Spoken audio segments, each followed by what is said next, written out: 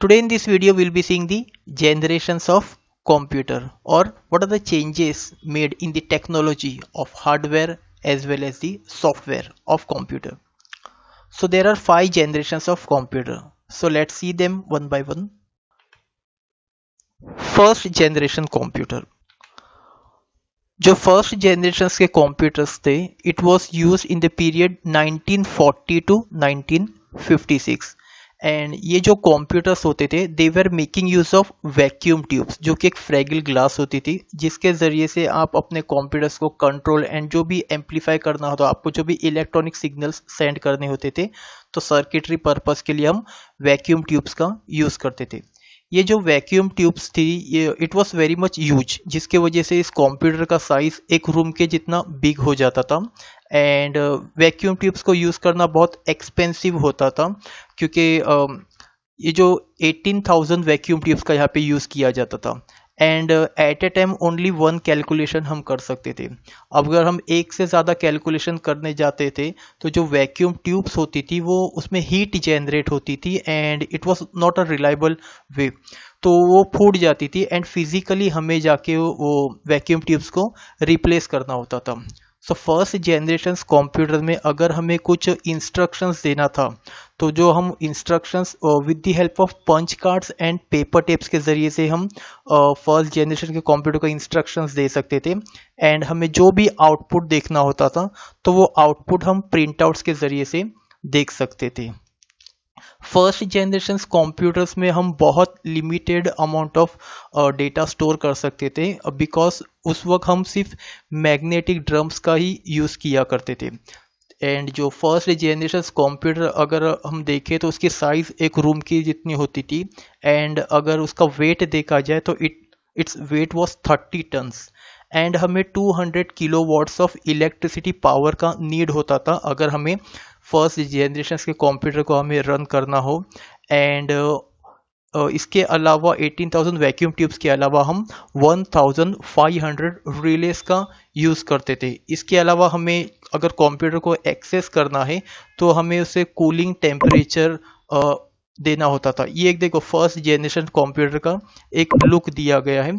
तो बहुत सारे वैक्यूम ट्यूब्स की वजह से इसका साइज बहुत बिग हो जाता था. ये देखिए, these are the 18,000 vacuum tubes, जिसके वजह से इसका साइज बहुत ज़्यादा बिग हो जाता था. अब हम इसको इस कंप्यूटर को अगर हमें यूज़ करना है, तो इसके लिए हम जो लैंग्वेज का यूज़ करते थे, इट वाज बाइनरी लैंग्वेज, जिसे ज़ीरोस एंड वन भी हम कह सकते हैं, जहाँ पे ज़ीरो का मतलब होता है ऑफ एंड वन का मतलब होता है ऑन. फर्स्ट जनरेशन्स में बहुत सारे कंप्यूटर्स बने थे. तो फर्स्ट जो कंप्यूटर बना था, इट वाज ENIAC, जिसे एकर्ट एंड मोकले ने इन्वेंट किया था. ये पहले के जो भी कंप्यूटर्स बने थे, नेपियर बोन मार्क 1 कंप्यूटर, उससे ये कई ज़्यादा फास्टर कंप्यूटर था. ENIAC ये बहुत पहले के कंप्यूटर से फास्ट था, जिसका फुल फॉर्म आप कह सकते हो electronic numerical integrator and calculator. तो ये फर्स्ट एक इलेक्ट्रॉनिक कंप्यूटर था. इसके बाद एक फर्स्ट कंप्यूटर बना जिसका नाम था EDVAC, electronic discrete variable automatic computer. ये एक ऐसा पहला कंप्यूटर था जिसमें आप कोई फर्स्ट टाइम प्रोग्राम स्टोर कर सकते थे. इसके बाद एक फर्स्ट इलेक्ट्रॉनिक कंप्यूटर बना जिसका नाम था यूनिवैक, जो कि मार्केट में first time commercial purpose sale करने के लिए लाया गया था. सो ये कंप्यूटर बहुत बिग थे, and at a time only one problem solve कर सकते थे. तो जो मोस्ट बेसिक जो प्रोग्रामिंग लैंग्वेजेस थी, बाइनरी लैंग्वेज, वो first time first generation computer में यूज हुआ था. So let's see second generation computer.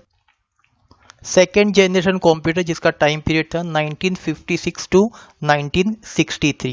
1947 तक तो ऑलरेडी ट्रांजिस्टर्स बन चुके थे, बट उस वक्त तक ये टेक्नोलॉजी कंप्यूटर्स में यूज़ नहीं होती थी. तो सेकेंड जनरेशन जो कंप्यूटर थे, उसमें हमने जो टेक्नोलॉजी इस्तेमाल किया था, इसका नाम था ट्रांजिस्टर. ट्रांजिस्टर्स बहुत एक बेस्ट इम्प्रूवमेंट था over the vacuum tubes. For example, एक जो ट्रांजिस्टर्स था वो 40 वैक्यूम ट्यूब को रिप्लेस कर देता था. तो मतलब अगर आप 18,000 वैक्यूम ट्यूब्स का इस्तेमाल करते थे, तो आपको बस कुछ थाउजेंड्स या 5000 आपको ट्रांजिस्टर्स का यूज करना था। ट्रांजिस्टर से ये जो कंप्यूटर्स थे ये लिटिल बिट पोर्टेबल हो चुके थे। फर्स्ट जनरेशन के कंप्यूटर ये पोर्टेबल टाइप ऑफ थिंग यहाँ पे पॉसिबल ही नहीं था। तो ये जो कंप्यूटर्स थे ये लिटिल बिट स्मॉलर हो चुके थे फर्स्ट जनरेशन कंप्यूटर से, ये उससे फास्टर हो चुके थे। प्राइस वाइज देखा जाए तो उससे बहुत चीपर थे। फर्स्ट जनरेशन के कंप्यूटर बहुत एक्सपेंसिव हुआ करते थे एंड ये बहुत एफिशिएंट थे। मतलब अगर आप फर्स्ट जनरेशन कंप्यूटर से आप कंपेयर करो तो इसमें भी वही चीज़ थी टेक्नोलॉजी। अगर आपको कुछ भी इंस्ट्रक्शंस देना है कंप्यूटर को तो you can give the instructions with the help of punch cards and paper tape. And again अगर आपको आउटपुट देखना है तो सेम टेक्नोलॉजी प्रिंट आउट्स के जरिए से आप आउटपुट देख सकते हैं।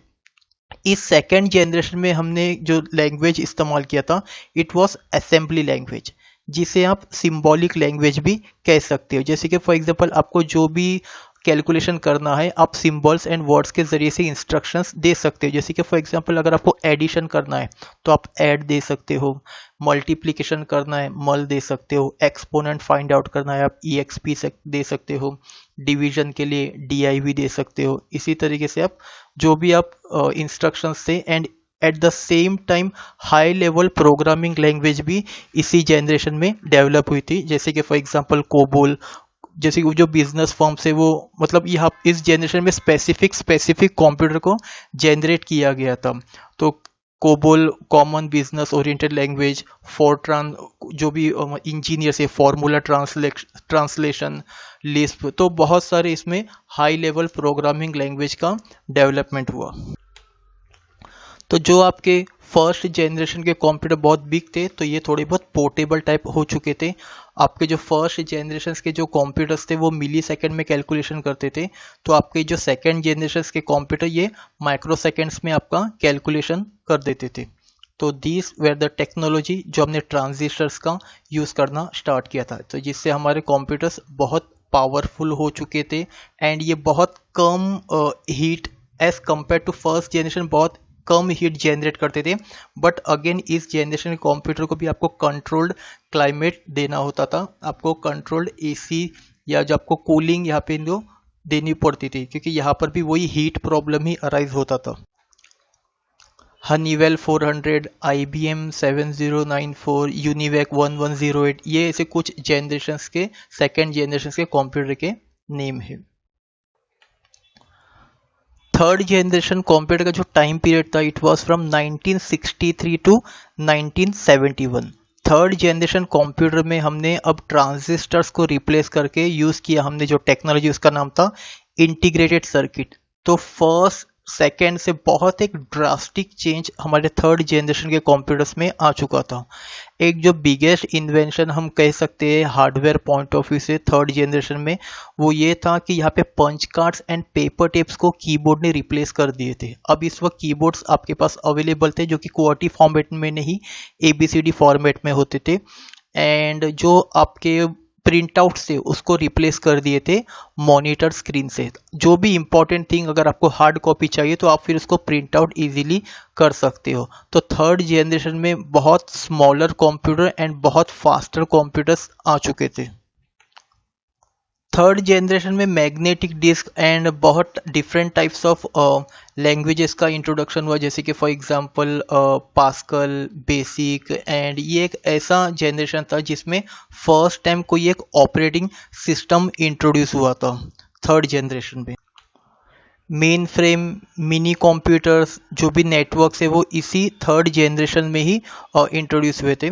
एंड प्राइस वाइज देखा जाए तो ये कंप्यूटर्स फर्स्ट टू जनरेशन से बहुत मतलब सस्ते थे, एंड इसमें जो भी कंप्यूटेशनल जो टाइम है आपका तो वो नैनो सेकेंड्स में आप जो भी कैलकुलेशंस करना है आप इजीली कैलकुलेशन कर सकते हो। फर्स्ट टू जनरेशन से अगर हम कंपेयर करें तो यहाँ पर बहुत एक big storage capacity third generation computers में अवेलेबल थी। So this is the integrated circuit जिसे 5000 या थाउजेंड्स ऑफ ट्रांजिस्टर्स को आपके एक इंटीग्रेटेड सर्किट ने रिप्लेस कर दिया। सो ये कंप्यूटर बहुत लेस हीट कंज्यूम करती थी एंड आप इसको बहुत मतलब मेंटेनेंस कॉस्ट इसका बहुत कम था compare to first two generations. Let's see the fourth generation computer. Fourth generation computer अगर आप इसका टाइम पीरियड देखें तो बहुत यहाँ पे कंफ्यूजन कई जगह पर आप देखोगे 1970 टू 1980 आपको दिखा देगा, कहीं पे आपको 1970 टू 1991 बता दिया जाएगा। आप ऐसा भी बता सकते हो 1972 टू प्रेजेंट, आज भी ये फोर्थ जनरेशन कंप्यूटर का यूज़ किया जाता है। तो आप 2010 या 20 से बेटर अगर प्रेजेंट लिख देते हो जनरेशन का टाइम पीरियड, वो ज़्यादा बेटर होता है। फोर्थ जनरेशन में हमने जो टेक्नोलॉजी इस्तेमाल किया था वो था ये माइक्रो प्रोसेसर। ये जो सामने आपको कंप्यूटर दिख रहा है जो आज हम इस्तेमाल करते हैं अपने घर पे, जो हम कंप्यूटर इस्तेमाल करते हैं, ये फोर्थ जनरेशन कंप्यूटर है। इस कंप्यूटर्स में जो टेक्नोलॉजी इस्तेमाल हुई थी उसका नाम था माइक्रो प्रोसेसर्स। तो यहाँ पर हमने कई मिलियंस ऑफ जो भी आपके इंटीग्रेटेड सर्किट्स है उसका पावर आपके एक छोटे से चिप में, जिसको माइक्रो प्रोसेसर कहते हैं, इसमें हमने इंट्रोड्यूस कर दिया। इस फोर्थ जनरेशन में बहुत सारे programming languages C plus plus का यूज़ हुआ। जैसे कि थर्ड जनरेशन में हमने देखा batch processing, time sharing concept start हुआ था। एक CUI कंसेप्ट, एक कमांड यूजर इंटरफेस, एक ऑपरेटिंग सिस्टम इंट्रोड्यूस हुआ था। तो फोर्थ जनरेशन में उसी को कंटिन्यू करते हुए GUI concept, graphical user interface concept introduce हुआ था। जैसे कि फॉर एग्जांपल आज अगर हम अपनी कंप्यूटर स्क्रीन स्टार्ट करते हैं तो आज हमको एक कलरफुल डेस्कटॉप दिखता है, स्क्रीन सेवर दिखता है, फोल्डर दिखते हैं, फाइल्स दिखते हैं। पर थर्ड जनरेशन में जो भी था वो CUI था, कैरेक्टर यूजर इंटरफेस। आप जो भी है मेक डायरेक्टरी, चेक डायरेक्टरी, आप सिर्फ टेक्स्ट ही इंसर्ट कर सकते हैं, आप इमेज वगैरह वहाँ पर इंसर्ट नहीं कर सकते थे। फोर्थ जनरेशन में आज जितने भी आप पेरिफेरल डिवाइसेस इस्तेमाल करते हो, माउस ले लीजिए, जो भी पॉइंटिंग डिवाइस ले लीजिए, आप हैंड हेल्ड डिवाइस ले लीजिए, कैमरास ले लीजिए, स्कैनर्स, डिजिटाइजर्स, आज जितने भी इनपुट आउटपुट डिवाइसेस हैं वो इसी फोर्थ जनरेशन में ही इंट्रोड्यूस हुआ है। जो भी आप देखोगे नेटवर्क जैसे कि लैन हो गया या क्लाइंट सर्वर टेक्नोलॉजी है, वो सब इसी फोर्थ जनरेशन में ही इंट्रोड्यूस हुआ है। सो इस फोर्थ जनरेशन में आप किसी भी तरीके का लॉजिकल या unlimited arithmetical operations of calculations कर सकते हो। आप इसे n नंबर ऑफ पर्पस के लिए यूज़ कर सकते हो। जैसे कि फॉर एग्जांपल आप ईमेल के लिए इस्तेमाल कर सकते हो इस फोर्थ जनरेशन के कंप्यूटर का, आप ब्राउजिंग के लिए इस्तेमाल कर सकते हो, आप गेम्स के लिए इस्तेमाल कर सकते हो, आप एंटरटेनमेंट के लिए, डॉक्यूमेंट्स क्रिएट करने के लिए, आप n नंबर ऑफ पर्पस के लिए इस फोर्थ जनरेशन कंप्यूटर्स को आप इस्तेमाल कर सकते हो। तो ये फोर्थ जनरेशन कंप्यूटर ये बहुत स्मॉल है, ये पोर्टेबल है, लैपटॉप्स वगैरह सब इसी के अंडर में आते हैं। लैपटॉप्स, नोटबुक्स, क्रोम बुक्स, जो भी आप मतलब हैंड हेल्ड डिवाइसेस, जो बैटरी पे रन होने वाले डिवाइस, जो इलेक्ट्रिसिटी पे रन वाले डिवाइसेस है, जो सब आपके फोर्थ जनरेशन में ही आ जाते हैं। तो कंपेयर्ड विद जो फर्स्ट 3 जनरेशन कंप्यूटर से ये बहुत फास्टर है। फोर्थ जनरेशन कंप्यूटर बहुत एक्यूरेट है एंड बहुत रिलायबल, एंड इसमें हीट सिंक होता है, मतलब एग्जॉस्ट फैन होता है, तो इसमें इसको बहुत लो अमाउंट ऑफ हीट जिस वजह से ये जनरेट करता है।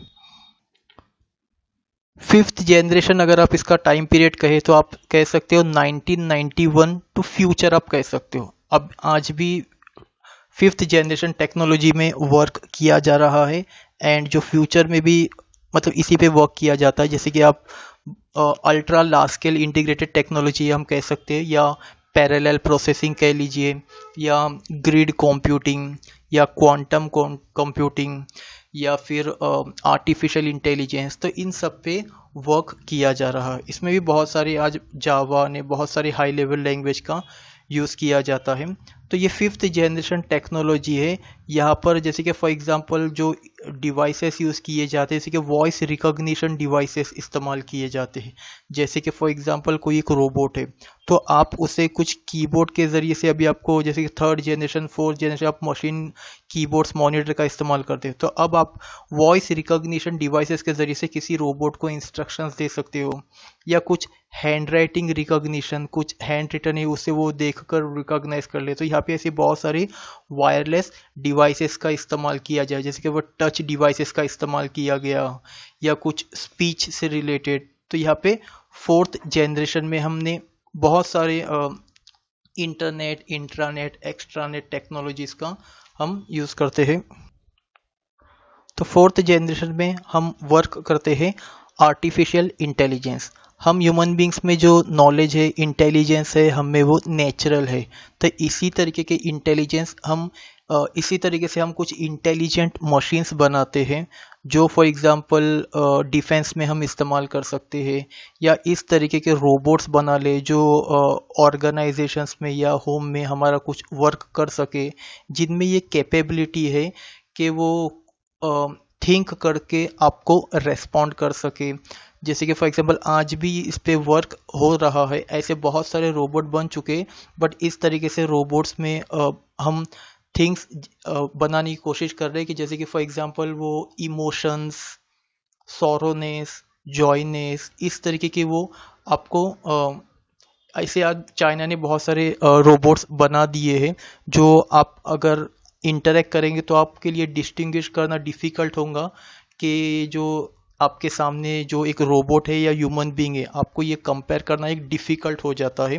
तो इस तरीके से बहुत तरीके के आज रोबोट्स 5G जनरेशन्स में हम यूज़ करते हैं। ओके, सो नैनो टेक्नोलॉजी, क्वांटम कंप्यूटर, ये सब इसी के एक बेस्ट एग्जांपल्स है, वर्चुअल रियलिटीज़ वगैरह। वीडियो अच्छा लगा होगा दूसरों के साथ में शेयर कीजिए।